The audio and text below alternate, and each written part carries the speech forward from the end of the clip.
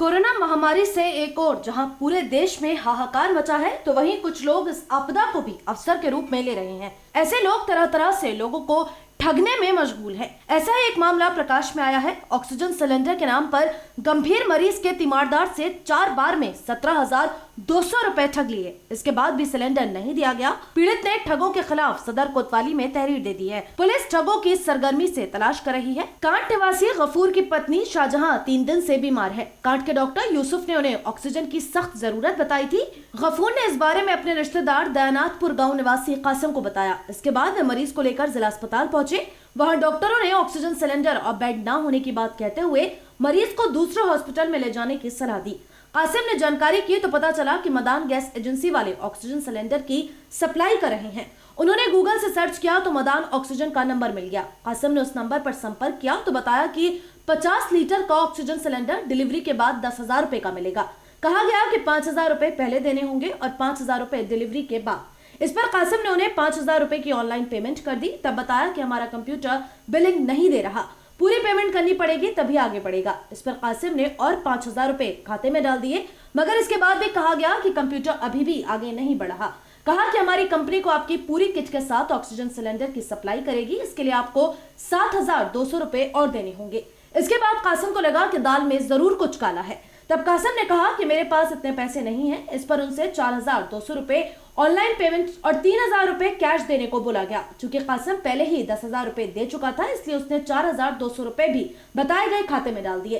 इसके बाद भी कहा गया कि कंप्यूटर अभी भी काम नहीं कर रहा, इसलिए आप 3,000 रुपए और भेजिए। तब कासिम ने उन्हें 3,000 रुपए और दे दिए। कुल मिलाकर कासिम ने 4 बार में उन्हें 17,200 रुपए दे दिए। इसके बाद कहा गया कि आपने जो 3,000 रुपए की पेमेंट की है वे नो ऑप्शन में चली गई, इसलिए आप 3,000 रुपए और दीजिए। तब कासिम को विश्वास हो गया कि उसके साथ ठगी हो चुकी है। कासिम ने रुपए मांगने वालों से एड्रेस पूछा। इसके बाद वे आबकारी भवन के सामने स्थित मदान गैस एजेंसी पर पहुंच गए। वह एजेंसी बंद पड़ी थी। कासिम ने एजेंसी के बाहर लिखे नंबरों पर संपर्क किया तो पता चला कि उनके यहाँ से किसी को फोन नहीं किया गया, न ही वे इस तरह से ऑक्सीजन सिलेंडर की सप्लाई कर रहे हैं। इसके बाद भी ठग कासिम को बार बार फोन करके 3,000 रुपए और भेजने की बात करते रहे।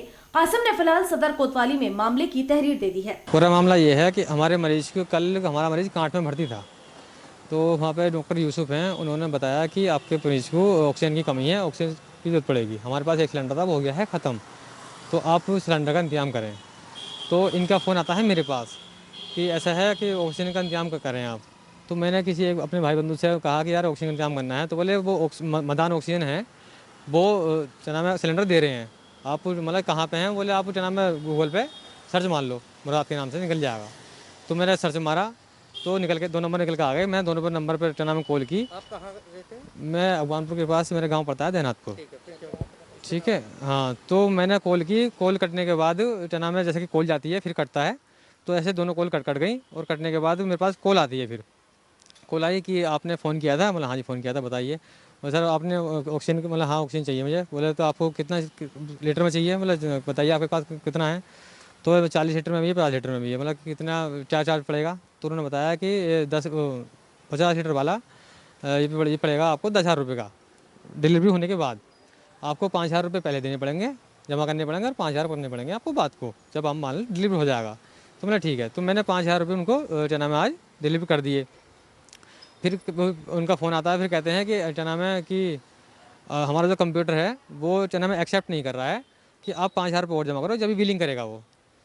तो अब मेरे मरीज़ की हालत ख़राब थी, तो मैं भी होपलेस था, तो मतलब कुछ तो चाहिए। वो मतलब चलो 5,000 मैंने इनको करा दिए, पेमेंट करा दी मैंने। फिर फ़ोन आता है, फिर कहते हैं कि क्या नाम है कि कंप्यूटर हमारी जो कंपनी की स्कीम है, तो वो ये कह रहे हैं कि जो उसका फिलोमीटर और रेगुलेटर वगैरह आता है, पूरी किट आती है, वो हम साथ में देंगे, उसका पेमेंट और करनी पड़ेगी आपको, कि किसी तरह का कोई दिक्कत ना हो। हमारी जिम्मेदारी होती है कंपनी की कि कोई दिक्कत ना हो, तो पूरी किट हम साथ में देंगे। वो पड़ेगी आपको 7,200 रुपये की, वो भी आपको पेमेंट करनी पड़ेगी, तभी हम माल डिलीवर करेंगे।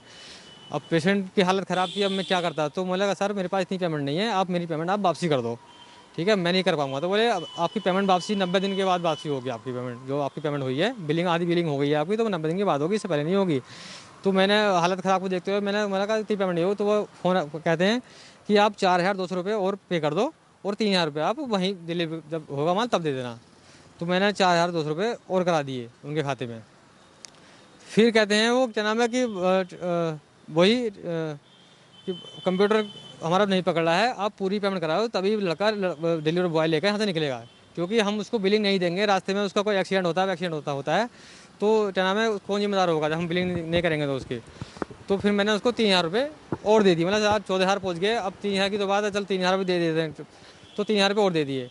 अब फिर वो कहते हैं कि जो आपने 3,000 की पेमेंट करी है वो हमारी 9 ऑप्शन में पहुँच गई है, 9 ऑप्शन में पहुँच गई है, आपको 3,000 रुपये और देने पड़ेंगे। तो मतलब सर ये गलती मेरी थोड़ी ना है, ये तो गलती तो आपकी है, जब जिस नंबर में फ़ोन कर रहा मैं तो वही करे, बोले हाँ आपकी गलती नहीं है इसमें, मगर पेमेंट क्या नाम है आपकी, वो पेमेंट आपकी वापसी हो जाएगी, मगर आपको अभी 3,000 रुपये और पे करने पड़ेंगे।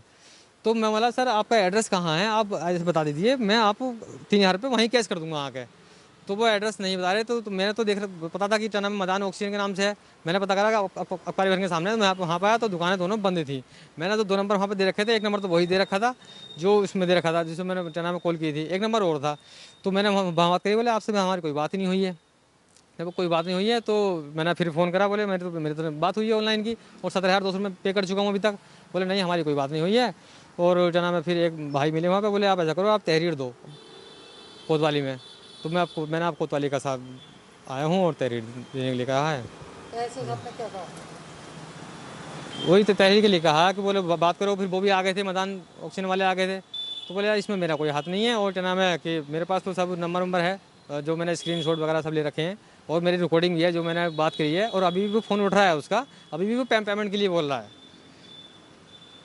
तो आपका मरीज क्या? अभी मरीज मेरा गाड़ी में ही है, कहीं भर्ती की कोई सुविधा नहीं है, कहीं जना सिविलियन लेके गए थे, वहाँ भी जना में खाली दवाई दे दी है, बोले यहाँ पे कोई बेड नहीं है और ऑक्सीजन भी यहाँ पे अभी ऐसे ही चल रहा है। अभी मरीज के ऑक्सीजन लगा है या कुछ नहीं लगा अभी मुझे ऑक्सीजन, अच्छा नॉर्मल है? नॉर्मल, हाँ ऐसे ही है। आप कौन कौन सा हॉस्पिटल में आपका चक्कर हम डिस्ट्रिक्ट लेके गए थे, फिलहाल तो डिस्ट्रिक्ट लेके गए थे और अभी बाकी कहीं लेके नहीं गए हैं।